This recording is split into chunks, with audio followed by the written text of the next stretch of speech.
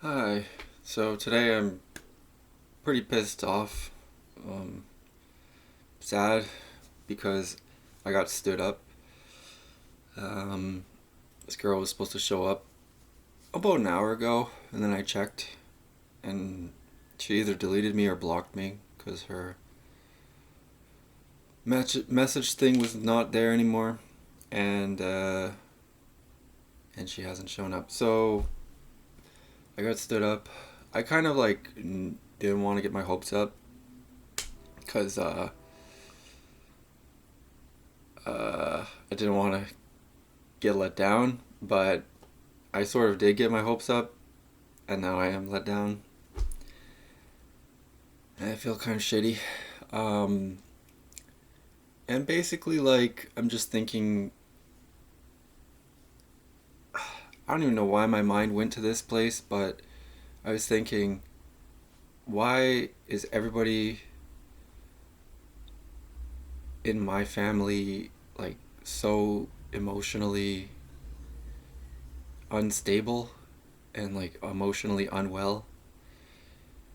Basically, it's like, like, frustration and blame is what I'm feeling, which I feel a lot actually, most of the time, but it's coming to the surface now, um, because this is like an attachment, um, an attachment trigger. Let's say that.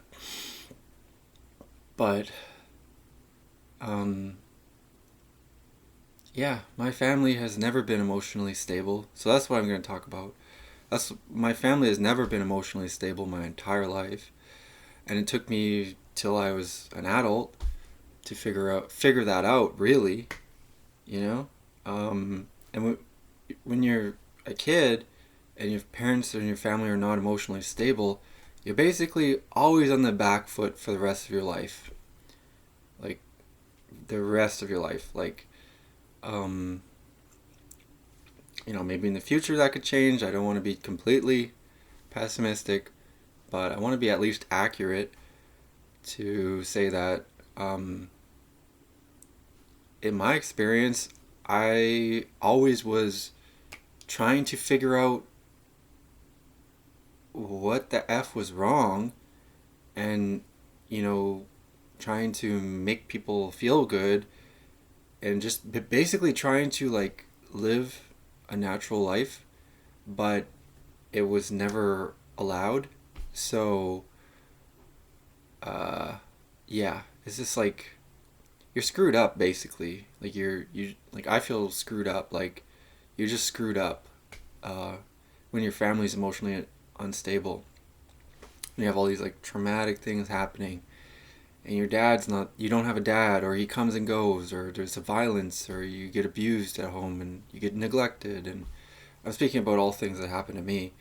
And uh, your mom is just like unable to control herself, and she scares you, and you're not able to talk to her about anything, and you have to be her parent as a little kid.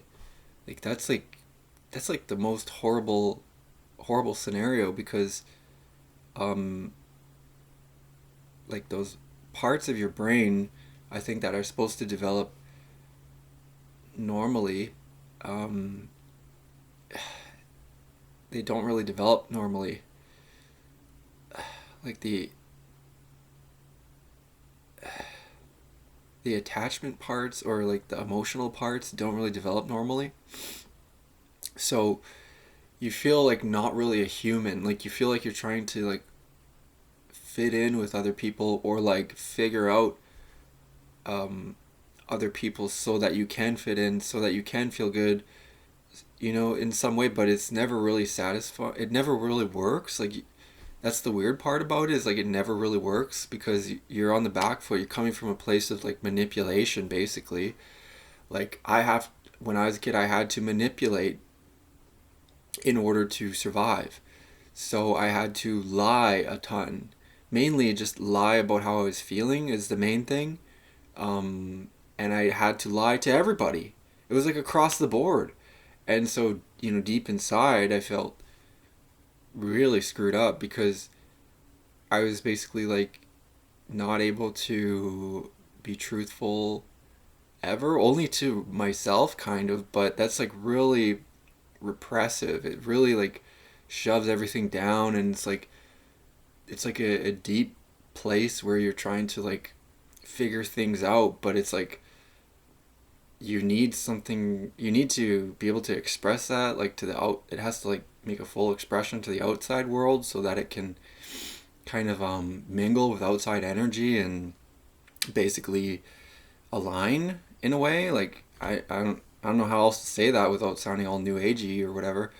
I'm not new age, but without sounding like kind of like a hippie or something. But I'm not really a hippie at all. I'm a Catholic, but that's like the only like accurate way to put it. Like um, when you have to lie all the time, you know you're lying basically. So when I was a little kid, you know, I learned that if I lied, um, kind of like that pain would go away, or like I didn't have to deal with it. Um, and that pain was just like confusion, because, and like confusion and shame as well, which at the time I didn't know what that was shame. Um, but lying kind of like lets it go away when you're a kid, right? And when you're a kid, you don't know anything. Like, you really, I have to stress this, you do not know anything. Like, you're not fully a blank slate, but you're basically very impressionable, and, um, you can get taught so many things. Like, if you as a person were born 3,500 years ago, you would have learned the customs and everything of the time. But if you as a person are born today, in your current life, you learned the customs of your time. You learned everything of your time, right? Um, and obviously, that's all in God's plan, but I'm just saying that as a child, you're very impressionable. And, oh man. So anyways, my point is that, lying, it kind of like, it lets you survive, essentially. It's a survival thing, right? Um, because telling the truth is really scary. So like when I was a kid, like I didn't tell anybody, how poor we were. I didn't tell anybody, my mom didn't have a job, never had a job. She would work under the table cleaning, and then she would collect welfare. I never told anyone that, I didn't have a dad, like I just kind of like wouldn't even bring it up, or I wouldn't say anything, but I would always feel it when, like I would always feel bad, when people would kind of, there's like um, a general social kind of expectation, and people would talk about, their parents or what they did with their dad, or something along these lines. Well, I never had one, and it was just like nobody would address that with me. Nobody would talk to me about that. Like there was one time that someone tried to talk to me about it, but that never really went anywhere. Like, my mom brought me to a counselor or a therapist, and he was kind of like two-bit, but he did actually bring up the dad part, and I started crying, and it was just like this weird situation because it was like all this pressure on me, and I like didn't understand it, and so I started crying. I was a little kid, and then he was like filming the whole thing, like he had his camera recording it, and like I didn't effing understand that, and like he kind of like talked me into like saying okay, like, and um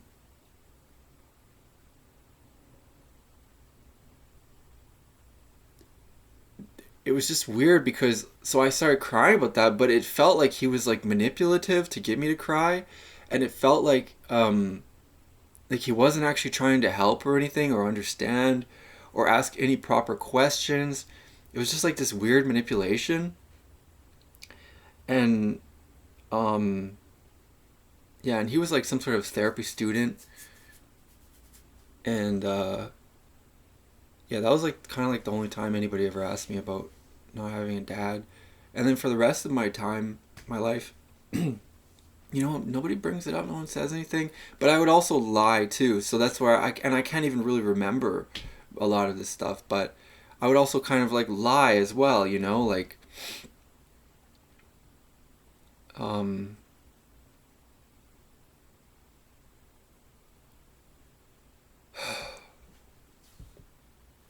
and the thing too is that if you lie, if you do lie about some of these things, people don't press you on it, right? When you say a lie, a lot of times there's a fear there because it's not true. But that fear goes away when the conversation switches, right? But now the conversation has switched essentially, or the conversation has flowed on to essentially um, a reality that's not true. Because now the truth is that you know that you lied, you're afraid, and the other person doesn't know you lied, and they go with what you said, and then you're kind of like relieved, but your emotions are never true. Emotions are never fully true. So it's really painful actually, and it's really screwed up. And it's like a tangled web of lies. Some people say stuff like that. So anyways, that's like the tangled web of lies. But um, what I kind of want to say though is like, why was nobody in my family ever like emotionally well? Like, why did nobody ever really talk to me about anything? Why did everybody treat me like I was fucking retarded? Why did everybody kind of like talk in a way that they never wanted to bring up any truth or any problems or anything? They're all just kind of like, oh yeah, and then I went to the farmers market, and can you believe it? They had corn for 3 for $1. Can you believe it? Oh, such a good price. Oh my goodness, that's such a good price. And like that's literally the extent of the conversations. So it's just so fucking fake. It's just so fake. It's like crazy levels of fake. And then the like most disgusting thing about it is that when anything kind of like quote unquote real happens, so it's like everybody kind of like senses it if someone's gonna bring up something that's true or real, and then everybody's defenses come up, and they just fucking use their defenses, right? And that's so messed up because if the person who actually brings up something real is actually getting punished, they're getting punished for bringing up the truth. And so it's really fucking hard because when you bring up the truth, a lot of times you're not bringing it up with guns, with a spear, with a shield. Like you're bringing it up from a place of vulnerability. And I think that's where it takes the most strength actually. Jesus showed that. He actually died. He died for that, but he lived again because the truth is like this unkillable spirit, because it is God, right? So he rose again from the dead. But you have all these people that are lying all the time, especially like baby boomers, huge liars, supreme liars. And it's partly because they were fed a lie their entire life too. It's World War II. All of the narrative around World War II, so much of it is a lie, right? And it's like a very complex lie. And it's also mixed with truth, so it's like super confusing. So anyways, I don't know. But the baby boomers are just like so greedy. So greedy. Especially in Canada. But anyways, my family in particular though,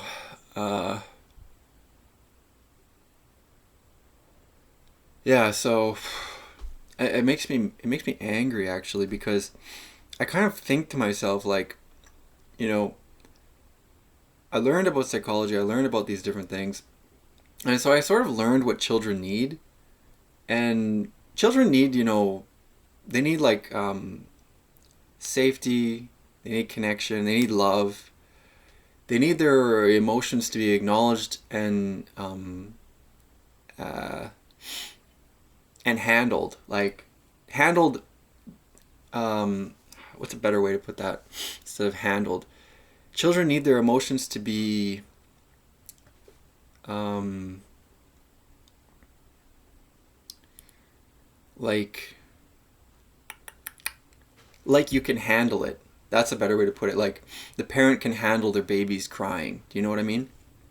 So the baby is crying. The parents don't freak out and stress out and like shake the baby to get it to stop crying. That's obviously a no. The parents don't, so stressed out and then they put the baby in the other room and just let it cry its head out until it stops crying, and the parents are in the other room, or the mother's in the other room like watching TV, just like, or on their cell phone zoning out trying to like ignore the baby. That's a no.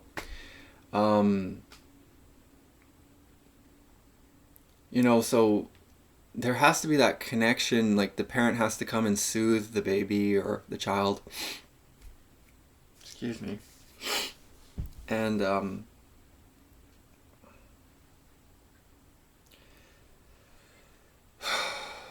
that's just like kind of, I don't think that really happened in my house. I don't think that happened for me. I don't think any of it was really correct, We were so poor. My mom would be gone all the time. You know, I would just hide everything. I'd always be playing by myself. My sisters, my brother and my sisters would always push me away. They never wanted to play with me. Um,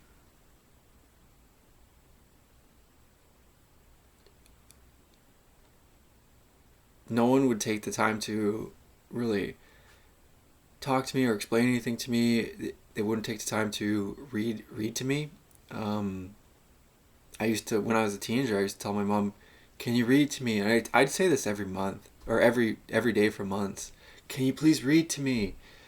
And she would always say no. Like I'd ask her to read me a bedtime story. Um, Everybody just went to the computer, went to video game, went to TV.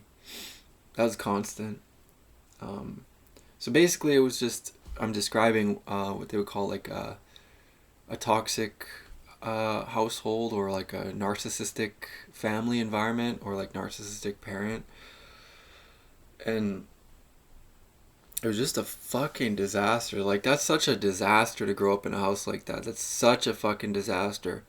So basically, like, everybody was emotionally unwell. And I'm like, why was that?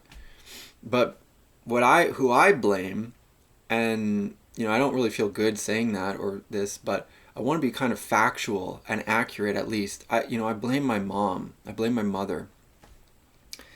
And I know I have to some way forgive her or get over that, but truly I do, because it's just so fucked up. Like, that was so messed up. Like, um,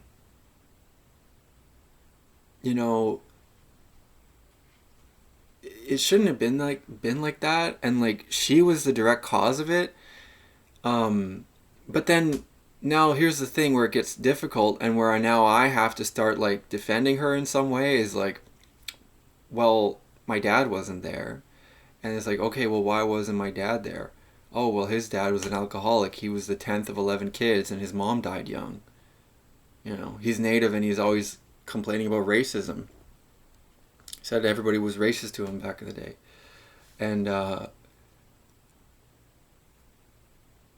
like, when I did talk to him, I don't really talk to him now, but I had talked to him for quite a while there, but he wasn't there for most of my childhood.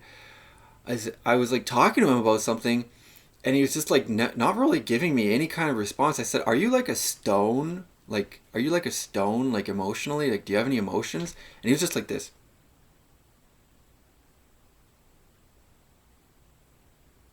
You know, like he would not say anything. It was kind of freaky.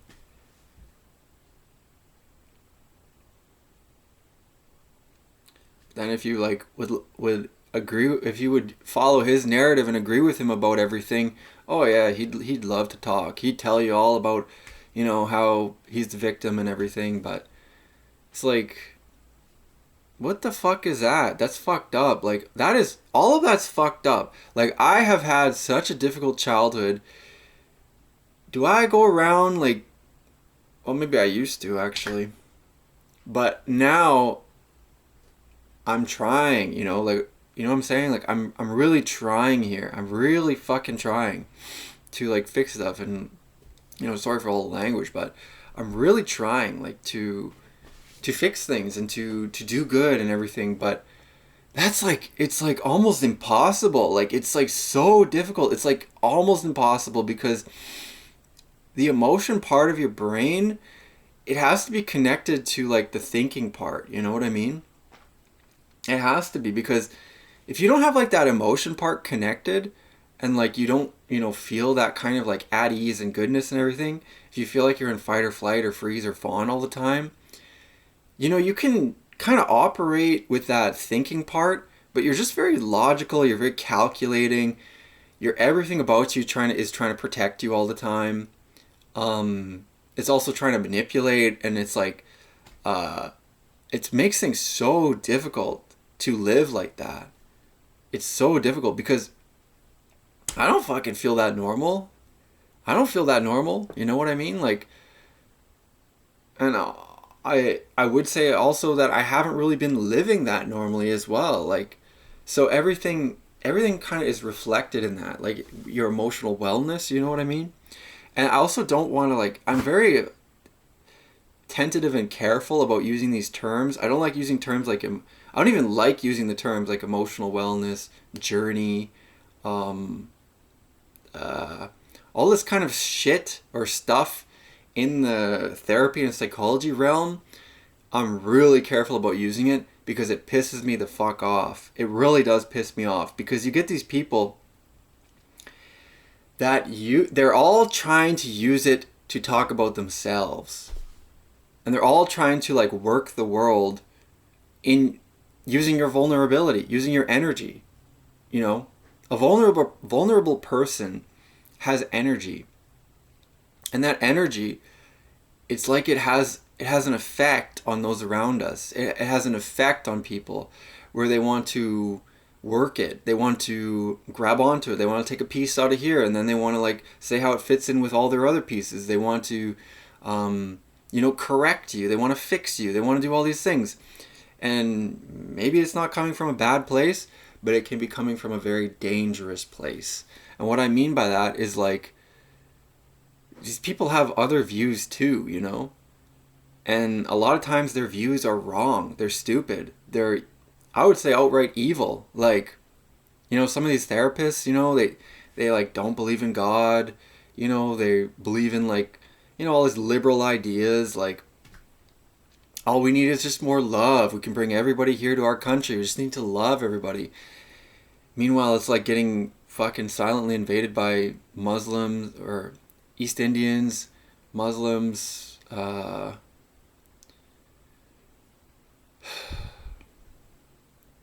know, all these other people that believe in like foreign gods and don't act like us and don't do anything like us.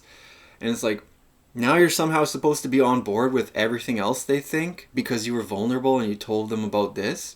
And they use that as like an opportunity to, your vulnerability as like an opportunity to, you know, somehow shape all your beliefs. It's fucking weird. So there's this, it's really difficult, you know, to get better and to heal from this stuff, because it really does take a lot of like vulnerability, but also boundaries, and like you know, it takes like mature people who actually know what the hell they're talking about too. A lot of therapists don't know what the hell they're talking about, you know. It's so frustrating. It's so difficult. It's so difficult. Um, to deal with all this. But yeah, going back to my family again and growing up. So my brother, so a lot of attention went to my brother because, you know, he was acting out kind of, he was one of the first ones to act out. So, and then, but everything that happened in my family, I always got shoved down and had to be quiet, you know, and nobody paid attention to me. Unless I acted out too, which I rarely did. But my brother, he would he had like some like severe anxiety and wouldn't go to school and all this. And so my mom, being like a single mom, and she was like just so volatile. She would be screaming her head off and then act nice to somebody else. You know what I mean? But she would be screaming her head off in the house. And like as a kid, you don't understand. I didn't understand that, you know? It was scary. That is really scary, you know? Your parent is supposed to be your source of like comfort, safety, and everything, and stability, right? Your parents. So anyways, it's completely unbalanced. It was crazy. You know, they use that word unhinged nowadays. It was unhinged. It was crazy. Um, use that word crash out now. She was always crashing out.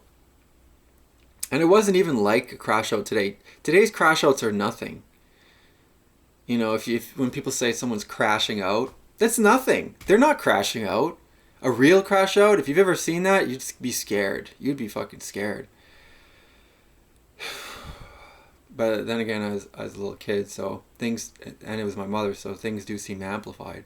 But to be truly honest, it was really scary and really crazy. So anyways, my brother, he would like lock himself in the room. He would be just like addicted to the computer, you know, pure escapism. This was the early 2000s. And, you know, he'd be playing video games forever, and he'd be, you know, on the internet, and he was watching porn in there, and he was like doing all these things. And my mom would bring plates of food, you know, this is how dysfunctional it was.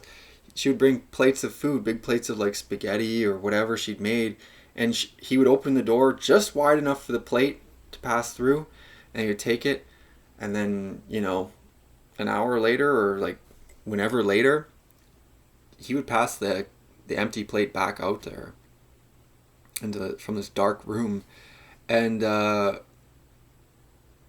eventually, so he got into all this like drugs. Like that was a huge arc of his life, was just all this like drug stuff. But you know, it was basically an arc of my life too, because I was like in the fallout of all this crap. But so he got into like smoking weed, and so he was like smoking weed in his room and stuff. And at this point in time, you know, weed was illegal. So it's legal now here in my country, and in a lot of countries it is too, but it was very illegal back then. And what I mean by that is that there was also this kind of like social illegality too among a lot of parents and, you know, older people. They would just like freak out about weed, you know. And so my mom would like freak out about this and everything, but so it was like constant freakouts. And then my sister got into smoking it, and everything was horrible. And then, you know, people would give me like really stern talking tos about it, and so I was just always like this little pawn, you know, that would just get in all this crap, all this like tornado. I was like sucked into all of it. And it was horrible. It was fucking horrible. And so anyways, then he got into like worse stuff when he got older, like around 16, 17, 18 or something. He started doing like cocaine. He had like these bad friends. You know, we grew up in like a terrible area. You know, he was smoking cigarettes, which is not that terrible, but he was like doing all these other things, and then then he went and when he got older, he went and he was like doing, uh, eventually he started doing like meth, and then I think he was probably doing heroin, and he said he was doing fentanyl and all this stuff. But that happened like much later. So he was in all this drug business for like 15 years or something, maybe longer. I don't know. But and then eventually he was like homeless and all this. But it was just like a fucking nightmare that would never end. And my mom. So when I got older, my mom, she ran away. She denies that she ran away. I told her, you're a fucking liar. You did run away. Because she didn't tell anybody where she was going, and she was gone for weeks.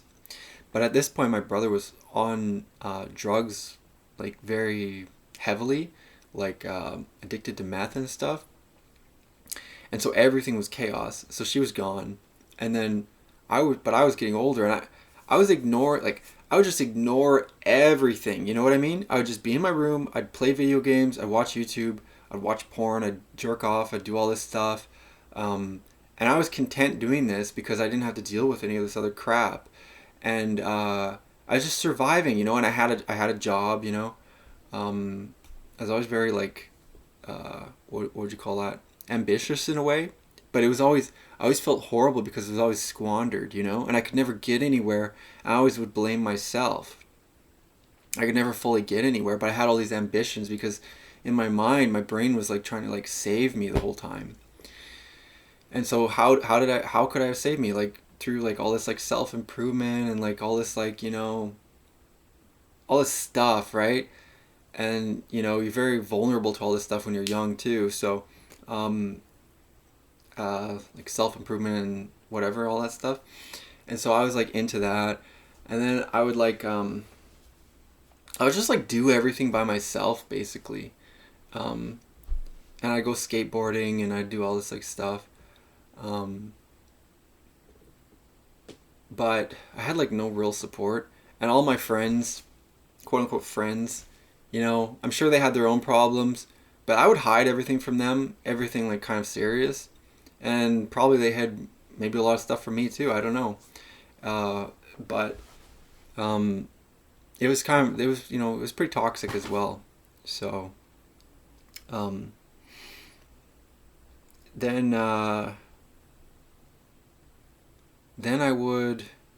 Oh, right. So he took over the house. My brother took over the house, and basically he started trying to charge me rent to live there. I was like 18 or 19, and I was doing this. I think I was 19. I was doing this course which they offered, a free airplane course, airplane maintenance course, maintenance and manufacturing, and I did this free course, and I just finished it. And I think, oh yeah, okay, so I was working all these like other like part-time jobs because I had not found one in the airplane field, aerospace. But eventually I did find one. And then my brother started trying to charge me rent, and he was just like this meth head that lived in our house, and he was like selling meth, and he was like, he's doing all this crazy stuff. Like, it was crazy. Like, people on meth, like, if you don't know, like, what they're like, look at all those people out on the street, the homeless. I don't know if you live by them, but they do crazy stuff. It's, like, weird stuff because the meth actually makes them go into psychosis, right? And it gives them a lot of energy. So their thoughts are nuts. And so he was doing all this, like, scrapping. He was really into scrap. Like, it was so ghetto. Like, he was really into scrapping. We lived in this, like, bad neighborhood. He was really into scrap metal. And he would bring home all this, like, junk. And so the backyard was full of junk. And he would be doing, like, cutting metal with, like, a grinder. And my dad was giving him a lot of stuff. Like, my dad kind of, like, came back. He was, like, sort of involved in all these, like, kind of weird ways, He would, like, give him some tools. And my brother was, like, working on all this, like, scrap junk. And the house was just like a disaster. We had these like 2 dogs. I felt so bad for those dogs, because they were completely distressed as well, and it was just like constant barking and everything. And so, anyways, I'd be in my room, but then he started like pounding on my door, like demanding money, rent money, And I refused. I told him, I'm not giving you any money, like you're a meth head. Like, I'm not giving you any money.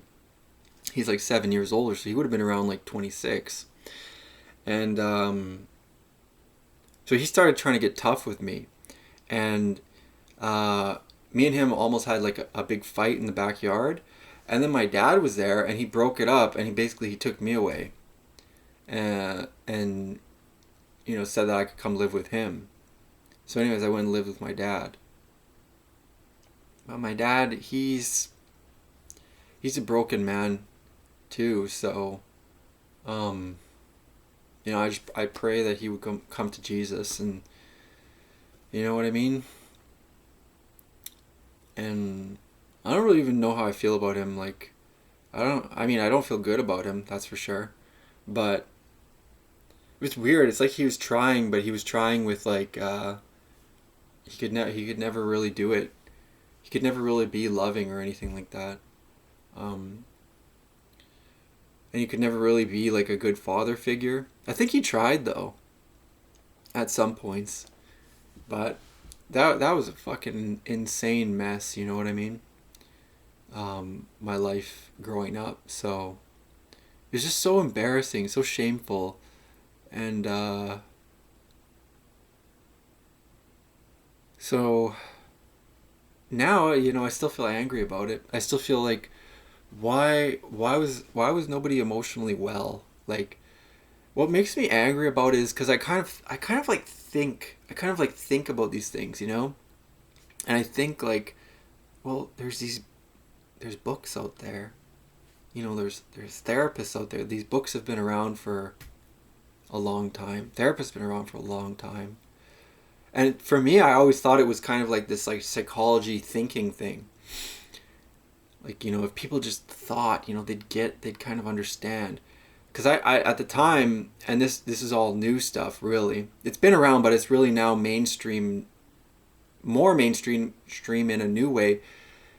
Nobody really talked about the effects on your body. Like, the body keeps the score. That came out, I don't know, somewhere in the 2010s, late 2010s. Nobody really talked about how your body, like all this trauma, all this like stuff, it's like in your nervous system. You know what I mean? And so it's a lot of it. It's not really about thinking that much. The thoughts almost like it's weird. It's like the thoughts can come second or first. They can only come first if they're intentioned, really. But the response, it can come from your body, and then the thoughts can kind of like build up from the response of your body. And what I mean is, like, I'm talking about like triggers. Like, let's say a dog barks and you're like completely thrown into panic mode, and then your mind can spin up all these stories to try and protect you about, like, oh, it wasn't the dog barking, I've just been having a rough morning, I didn't sleep well, and all this. Like, it's like, so so anyways, kind of a big rant, but I had to do it because I got stood up by this girl, which honestly, it's, when I think about that stuff, I think that rejection is God protecting us when we get rejected. Maybe some people would be like, oh, you're such a coper, or that's just a cope. But actually I believe that, because you don't really know what would happen, right? And if things work out, if things go well, that was meant to be, obviously. But if things are kind of like forced, and you're forcing interactions, and there's like all drama involved and everything,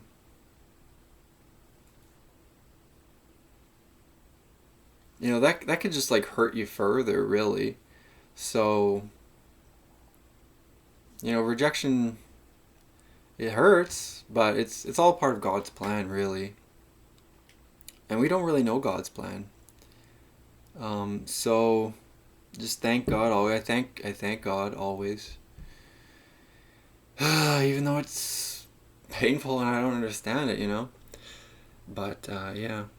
I really don't understand the part about my family being screwed up. That's what makes me angry, because there's people involved who I feel like they can kind of fucking do something here. They can kind of say something, you know? And they never say anything. That's what makes me angry. And it just makes me think that they're stupid. It makes me think that they're liars. It makes me think that they're cowards. And it pisses me off. Like, it really pisses me off, you know? People are so into, like, personal development and everything. What about family development? You know? People are so into, like, making a lot of money. What about, you know, using like $10 to go to the dollar store and buy some arts and crafts and go do them with your family, you know? And what pisses me off, what makes me mad, is like, am I the one that has to start this? Am I the one that has to right this ship? I'm the youngest in the family. You know, and I'm always going to be the youngest. That doesn't really change as you get older. Like, I'm 30 years old, but I'm still the youngest. You know what I mean? And you also get kind of treated in that same role, in a way, even though the roles were all screwed up in my family. But do I have to, like, do every fucking thing for my family to make them feel good? You know what I mean? And let me get this straight. They're always complaining. They always have problems. It's always screwed up. Maybe not as bad now, but, you know, kind of is. And a lot of it's just fakeness when they're trying to, like, show that things are all great. It's fake, you know? People can feel this stuff. When stuff is real and when stuff is fake, people can feel it. So, anyway, my back hurts. I just had to get that big rant out. But yeah, I don't know. It's really tough. It's really tough, with this stuff. Because it's like, I don't actually want any of this stuff, you know what I mean? That's why I say you're on the back foot your whole life. Like, for me, like, I want, like, a good family, you know? I want a house. I want a job. I don't want a whole lot more than that. I want to go to church with my family. You know what I mean? But all this other stuff, all this stuff that happens to you, and it distorts you, and it, like, shuts off parts of your brain. It distorts your emotions and everything. You don't actually appreciate all these, like, regular things, you know? You don't really feel good in conversations, right? And people pick up on this, and they're always trying to question you, and they're always trying to, like, make you explain yourself and explain all this stuff, and, like, they're trying to protect themselves. But it just, everything is screwed up.